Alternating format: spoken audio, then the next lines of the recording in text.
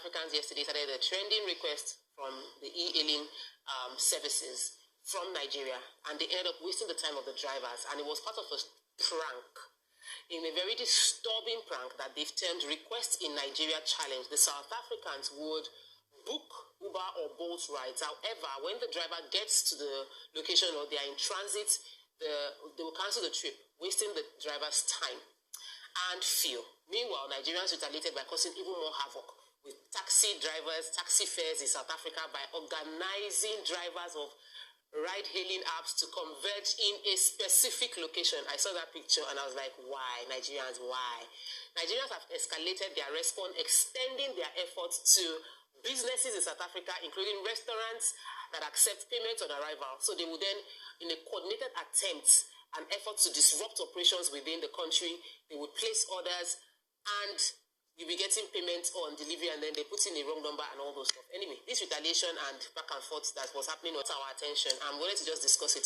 Mainly, we want to hear your own views. What do you think about this?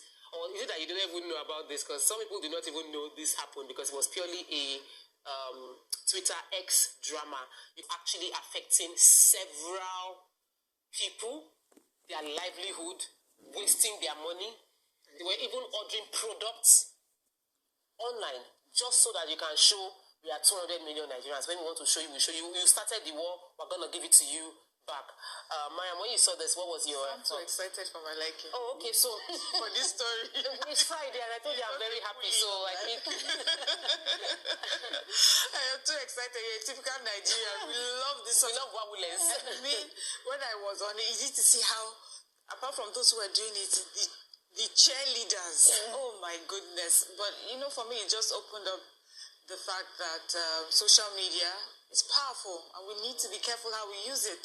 I mean, that you're in your country sitting down and you're able to affect businesses across, you know, thousands of miles away. And for me, this conversation is really about better enforcement of how we use social media and how we regulate social media. There's nothing wrong. Well, there is. I see. But it's better to have the back and forth that we normally have. You express yourself. The person does the same. But for you to keep ordering all those Ubers and different products, and then you think you can get away with it. So I'm wondering if this has happened in any other situation outside Nigeria, South Africa. And how was it handled? Or this is the first time, this is the first case of it happening, and what our countries, both countries, are going to do towards this. But secondly, this also tells us that this South African-Nigerian rivalry is a big deal. It started from just, you know, we understand the xenophobia that happens within the country, but the other one was just banter on social media, and it's getting to this point, and I'm worried. You know, I'm worried for South Africans in Nigeria. I'm worried for Nigerians in South Africa. You know, one thing that happens with Twitter conversation is, before you know it, it evolves into real-life bullying and real-life assault, you know.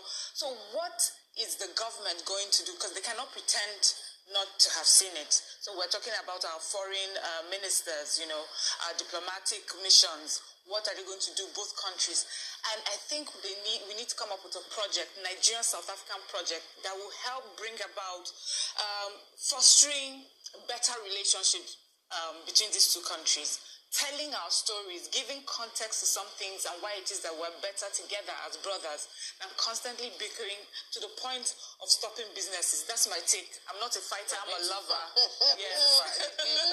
Does it look like this, our Nigerian people are even concerned about what no retreat, no surrender.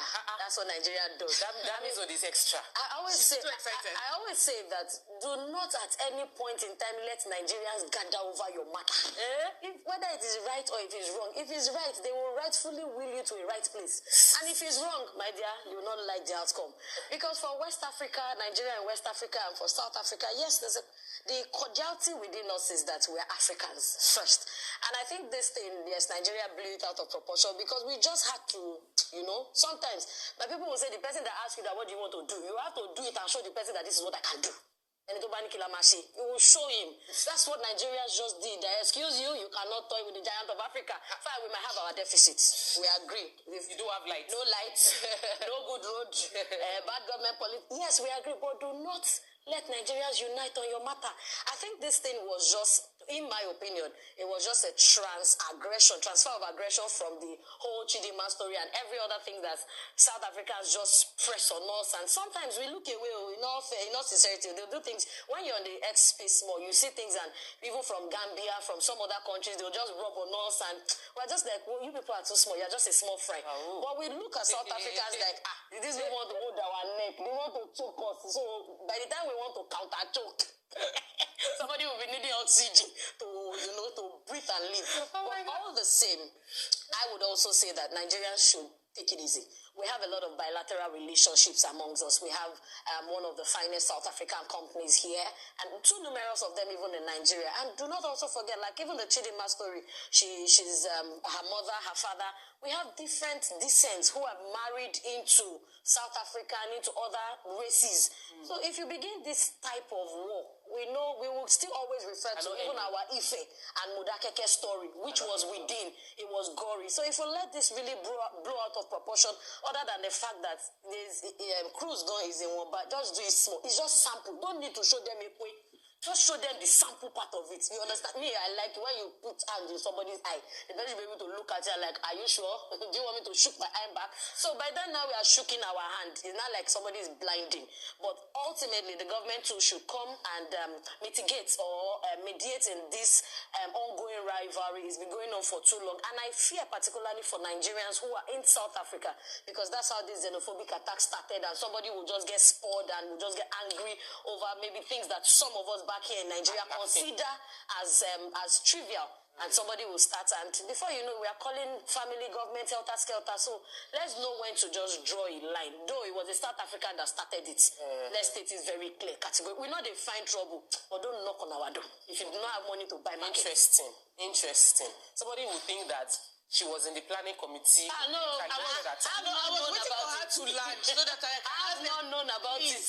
Where is this? That this wasn't just even a Twitter X thing, that even on TikTok, that a guy on TikTok ordered calls to an address in South Africa for payment or delivery. So my worry is when the person delivers the towel, the guy will now open the door and find out that I did not order for towels, and that's putting businesses at risk. I know you run a business, and imagine if you run a business that is like online payment and delivery, and you are finding yourself having to do delivery to find out that it was somebody in South Africa that was scamming you and all of that. What's your opinion? Pranking. I want to prank.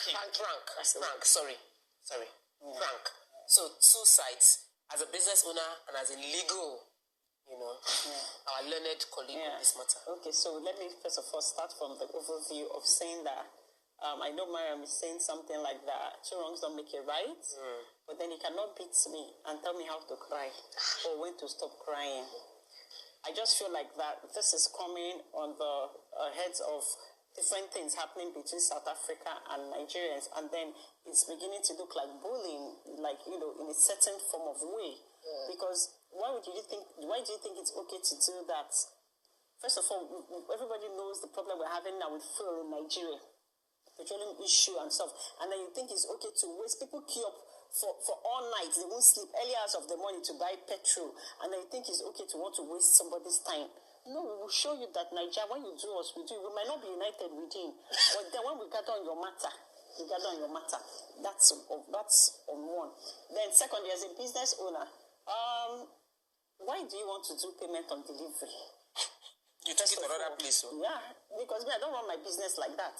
Because I'm not going to take, because I'm not going to take my time, efforts, and everything and put into. So supposing I get there and then the person's phone is off, even if it's a legit transaction.